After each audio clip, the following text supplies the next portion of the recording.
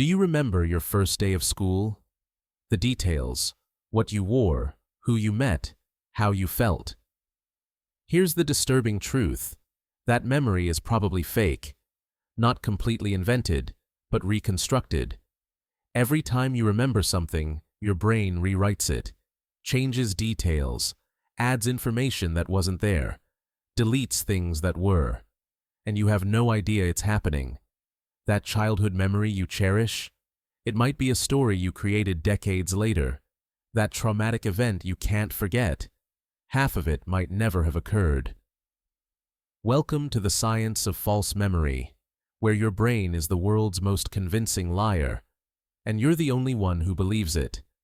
We think memory works like a video camera, recording events exactly as they happen, storing them perfectly, playing them back unchanged. But that's completely wrong. Memory doesn't record, it reconstructs. Every time you remember something, your brain pieces it together from fragments, sensory details, emotions, associations, expectations, and every reconstruction changes the memory slightly. Neuroscientist Elizabeth Loftus has spent 50 years proving this, and her findings are terrifying. Because if your memories aren't reliable, if your brain constantly rewrites your past, then who are you? Your identity is built on memories. Your relationships depend on shared experiences. Your testimony in court could imprison someone. But what if none of it is real? Let's start with a famous experiment. In the 1990s, Elizabeth Loftus showed participants a video of a car accident. Afterward, she asked them questions. One group was asked, how fast were the cars going when they hit each other? Another group was asked, how fast were the cars going when they smashed into each other? Just one word different, hit versus smashed. But that single word changed everything. The group that heard smashed estimated the cars were going faster. And a week later, when asked if they remembered seeing broken glass in the video, the smashed group was twice as likely to say yes, even though there was no broken glass in the video. The word smashed created a false memory, a memory so vivid, participants were confident it was real. This is called the misinformation effect, and it's incredibly easy to trigger. Your brain doesn't distinguish between real memories and suggested ones. When someone asks a leading question, describes an event differently, or even shows you a doctored photograph, your brain incorporates that information, not as a separate suggestion, but as part of the original memory. You literally remember it differently, and you have no awareness that it changed. In one study, researchers showed adults childhood photos, including one fake image that had been photoshopped to show them in a hot air balloon as a child, an event that never happened. After a few interviews where researchers gently asked about the hot air balloon trip, 50% of participants developed detailed memories of it. They described the weather, the feeling of the basket swaying, their parents' reactions, memories that were completely fabricated, but to them, they felt absolutely real. This isn't just about trivial details. False memories can be traumatic. In the 1990s, a wave of recovered memory therapy swept through psychology. Therapists believed that repressed memories of childhood abuse could be uncovered through hypnosis, guided imagery, and suggestion. Thousands of people recovered memories of horrific abuse that they'd completely forgotten. Families were destroyed, people were imprisoned. But later research revealed that many of these memories were false. Created through suggestive therapy techniques, the abuse never happened. Yet the memories were vivid, emotional, and believed with absolute certainty. Elizabeth Loftus testified in court cases, showing how easy it is to implant false memories. She was vilified, threatened, but she was right. Recovered memory therapy has since been largely discredited, but the damage was done. Lives were ruined, both accusers who believed false memories and accused who were innocent. So how does this happen? How can your brain create memories of events that never occurred? It comes down to how memory works. Memory isn't stored in one place, it's distributed across the brain. When you experience something, different aspects are encoded in different regions. Visual details in the occipital lobe, sounds in the temporal lobe, emotions in the amygdala, context in the hippocampus. When you recall the memory, your brain retrieves these fragments and reassembles them. But the reassembly isn't perfect. Your brain fills in gaps with expectations, stereotypes, and information from other sources.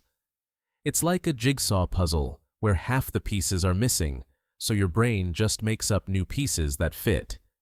And here's the key. Every time you remember something, you're not accessing the original memory. You're accessing the last time you remembered it. Memory is reconsolidation. Each recall is a new encoding, which means memories change over time. Details drift, emotions intensify or fade, context shifts. You might remember an argument as worse than it was because you've recalled it angrily many times. Or you might remember a mediocre vacation as amazing because you've told the story that way. Your memory isn't a record of what happened. It's a story you tell yourself. And like all stories, it changes with each retelling. This has massive implications for eyewitness testimony. In the legal system, eyewitness accounts are considered powerful evidence. Juries believe them. But research shows eyewitness memory is shockingly unreliable. In one study, participants watched a staged crime. Later, they were shown a lineup of suspects. Many confidently identified the wrong person. When researchers added misinformation, other witnesses said the suspect had a mustache. Even more people misidentified. Confidence and accuracy don't correlate. People can be 100% certain and completely wrong. The Innocence Project has exonerated over 375 people using DNA evidence. In 70% of those cases, eyewitness misidentification played a role. Innocent people spent decades in prison because someone's memory was wrong. And that person had no doubt. They genuinely remembered it. Their brain created a false memory, and they believed it. Then there's the phenomenon of flashbulb memories, vivid recollections of shocking events. Where were you on September 11, 2001? Most people remember exactly where they were, what they were doing, how they found out.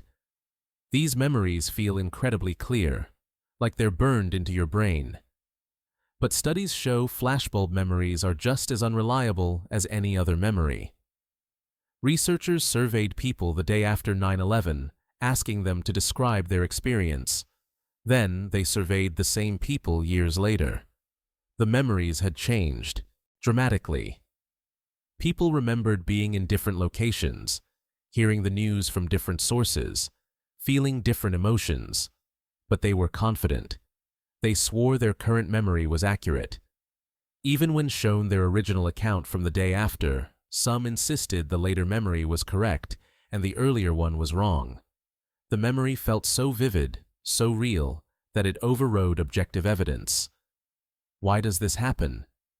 Because emotional intensity creates a feeling of clarity. When something shocking happens, your amygdala releases stress hormones that strengthen memory encoding. But that doesn't make the memory more accurate. It just makes it feel more vivid. You remember the emotion intensely.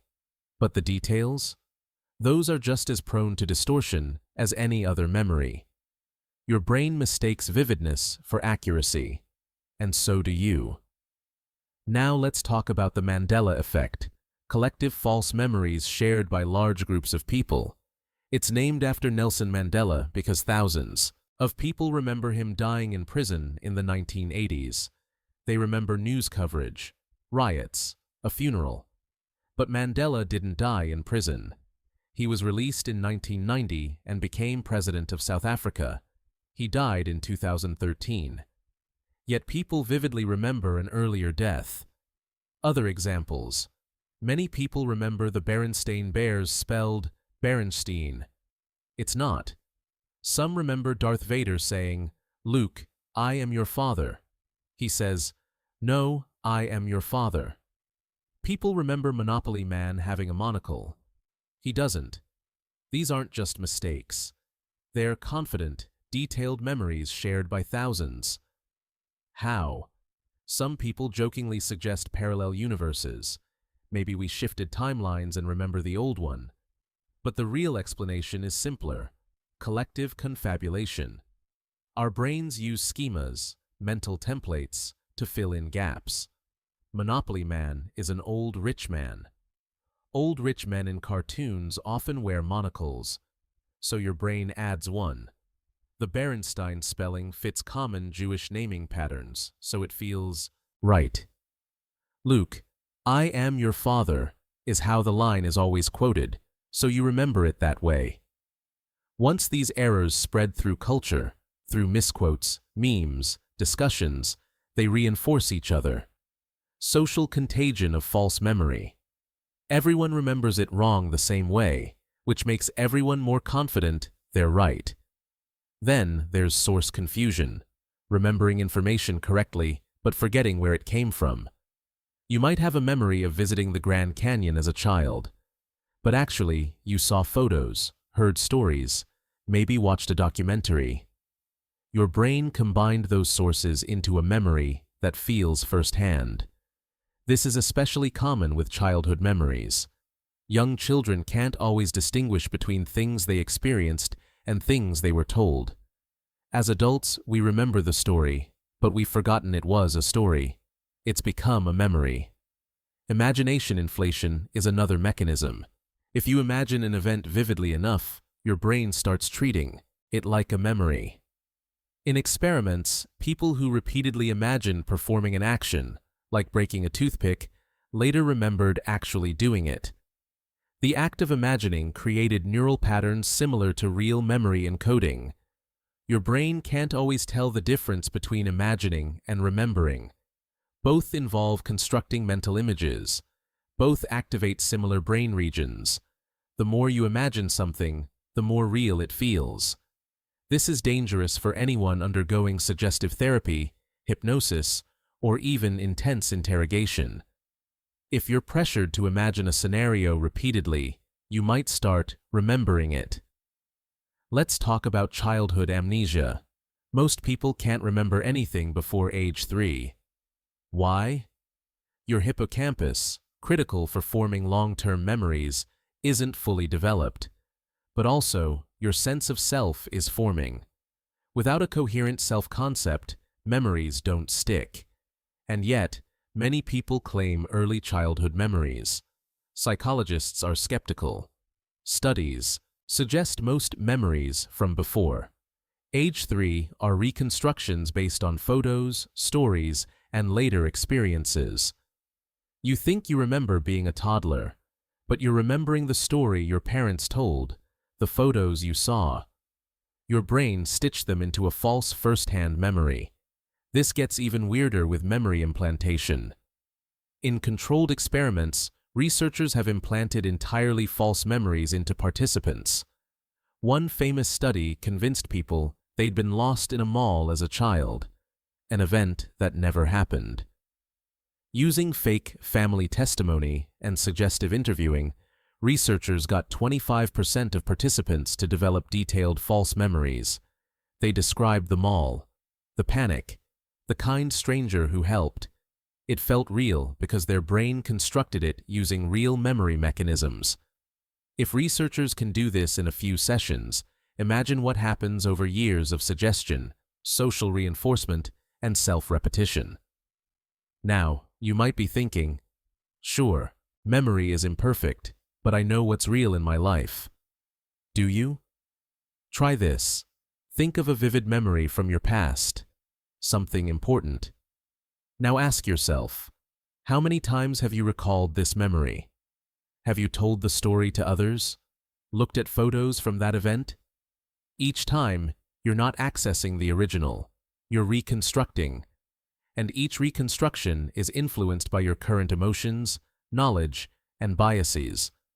The memory you have now might be very different from what actually happened, but you'll never know, because you don't have access to the original.